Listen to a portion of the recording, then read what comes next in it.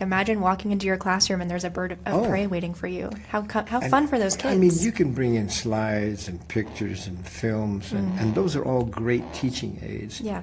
But let me tell you, you bring in a photo of a bald eagle, and you got this person talking about it, and I got a real bald eagle over there. Yeah. Everybody's going to be over there. Exactly. Yeah, you can't really beat the real thing, right?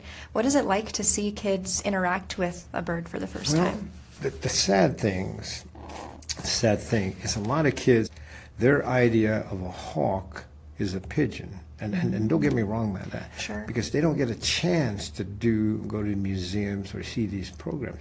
So that's where we come in. We go into the classroom. We are 100% outreach.